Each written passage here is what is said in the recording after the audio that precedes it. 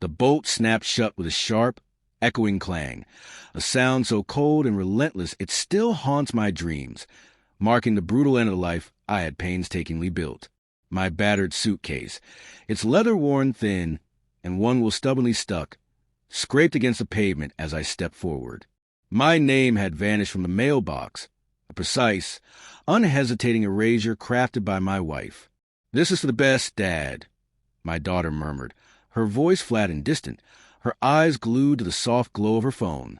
Behind her, my wife loomed, arms crossed tightly, lips curled into a grimace that painted me as a stain, a blemish to be scrubbed away. There were no tears, no hesitation. No one lingered for my plea, and I refused to give them the satisfaction of watching me beg. I descended the polished stone steps, past the fountain I had paid for with years of relentless toil, through the gate I had secured with my own hands, and onto the street. Each step felt heavier than the last, like a man buried alive but still clinging to breath. Yet beneath the weight of loss, I carried a secret they could never have imagined. 6 hours earlier, an email had quietly landed in my inbox. No subject line, just a single line. Asterisk, your claim is verified. Funds will be transferred within 24 hours. Asterisk attached was a scam letter from the State Lottery Commission, $128 million. A fortune I had kept hidden.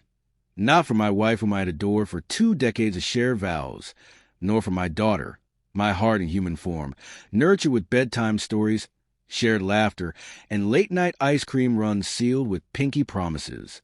They stood there, inside what was once my home, convinced they had won. But let me tell you how their victory began to crumble, and how I rewrote the ending. Leah and I were barely adults when we pledged our lives to each other. She with her family's wealth. I, with nothing but sharp wit and hands that could fix anything. She admired my resilience, my calm through every storm. I thought her father's cold glances would eventually thaw, but they never did. Together, we built a life and brought Sophie into the world. Our daughter, the axis of my existence. Joy bound us tightly, or so I believed, until everything began to unravel. Her fortune tipped the scales, not mine. A worksite accident shattered my livelihood and left me with a limp. Leah took control. Bank accounts I couldn't touch, attorneys I didn't choose, strangers roaming a home I barely recognized. She immersed herself in exclusive art circles, and that's when he slipped in Elliot, the polished investment consultant, his smile too perfect to trust. The shift was slow but unmistakable. Leah's laughter, once bright and warm, turned sharp and bitter, her words now cut with disdain. Sophie, my vibrant little girl, grew distant, her warmth replaced by cold detachment. The house, once alive with our shared memories, became a stage for their new story, one where I was the outsider. Elliot's presence expanded, his sleek car parked in my driveway, his voice filling rooms that once echoed with my daughter's giggles. I saw the papers before they were served, divorce documents, custody claims, each meticulously crafted. Leah's wealth, her connections, and her new ally had them convinced they'd corner me, stripped me bare. But they didn't know about the ticket. A crumpled dollar bill, a whimsy purchase at a gas station, numbers drawn from Sophie's birthday and our old anniversary. Forgotten, until that email arrived, a quiet bombshell that shattered their plans. I didn't tell Leah or Sophie, not out of spite, but because I needed to understand what I was up against. The lockout was their final move, a calculated strike to erase me, to see me slip away broken and penniless. They were wrong.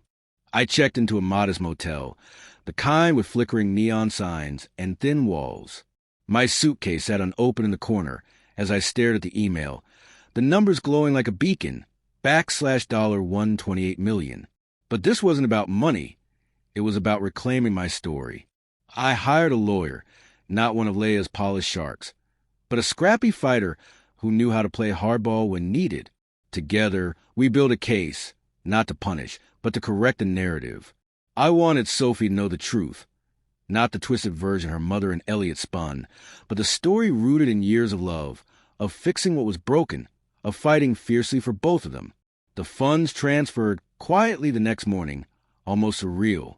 I didn't touch more than I needed to fight back. My lawyer uncovered Elliot's dark past, shady deals, broken partnerships, a man who thrived on exploiting trust. Leah had been charmed, but charm fades under scrutiny. We presented evidence of her financial maneuvers, the hidden accounts, the way she manipulated her wealth to tip the scales. The court saw through facade. Custody wasn't a clean win. Sophie was old enough to have her say, but I won time, real time, to rebuild what we had lost. I didn't need the house, the fountain, or the gate. I needed Sophie to see me, not as the failure they'd painted, but as the man who never stopped fighting for her. Leah's world began to crumble. Elliot's facade cracked when his past caught up to him. Her art circle distanced themselves, wary of scandal. I didn't revel in their fall. I had loved her once, and part of me always would. But I refused to let her rewrite my story. With the money, I started small, a workshop, a place to build again, to create. I invited Sophie with no pressure, just an open door. She came hesitantly at first, her phone still a shield, but we talked, really talked, about ice cream runs, pinky promises, and how I taught her to fix a wobbly table leg.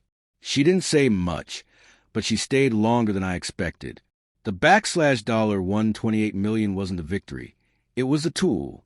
The real triumph was walking away from that locked door, knowing I held the key to my own story. Leah and Elliot thought they had written the ending. They never realized I was the one holding the pen.